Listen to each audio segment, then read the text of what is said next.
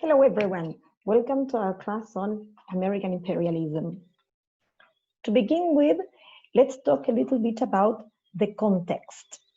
We are now, we have been studying the Civil War and the Reconstruction period.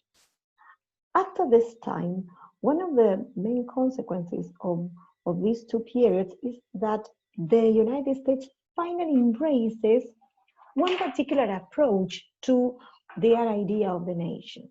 The North has won the war, and this means that industrialism will be the trait, the main feature of the USA in the world.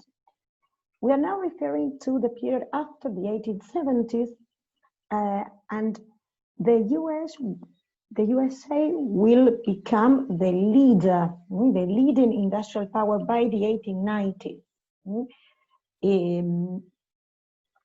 As regards the international context, remember that the second part of the 19th century is the period where there is a race for colonies. European powers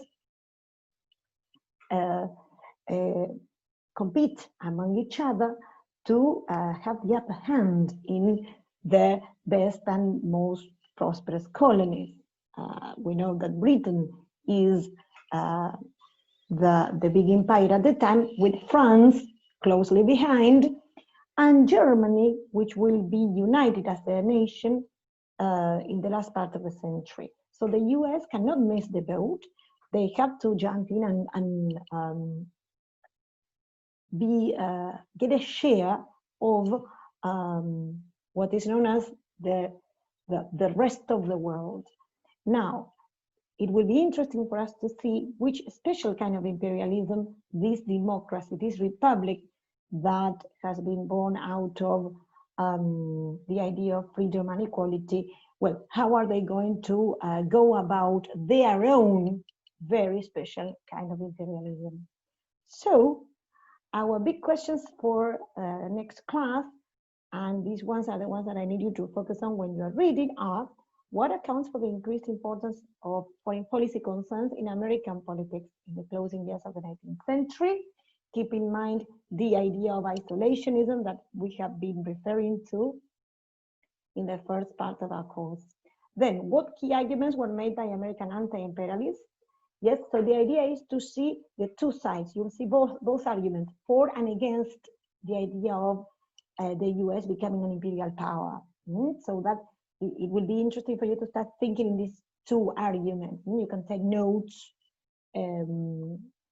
for and about the arguments for and against imperialism. And finally, how did late 19th century imperialism transform the United States?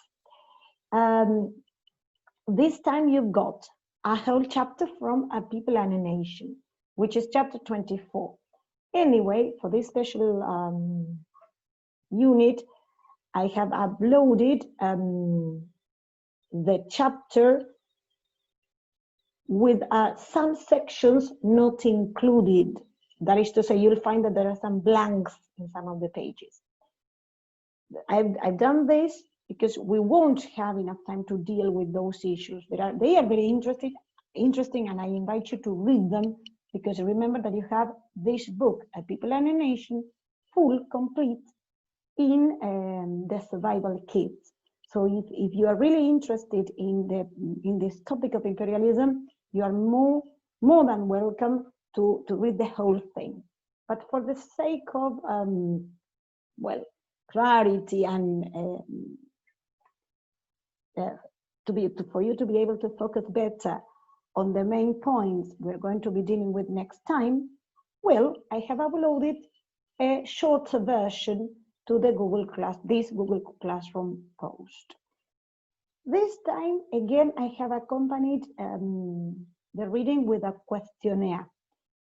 These questions will be kind of our, let's say, help to go through the lesson. So this time, do make notes and try to at least have an idea in which pages you find the answers to these questions. because we will be working on that in a Zoom class with some more primary sources that I'm going to bring, and we'll be doing some in-class activities.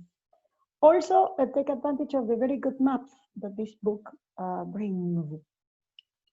They are, it's always advisable when we talk about places such as Hawaii or Samoa, well, to have the visuals of where they are, because this is the best way to picture which were the interests at stake. All right, so I hope you enjoy this, this topic. It is one of the key issues in our subject, because it really marked the beginning of this new USA, right? Keep in mind that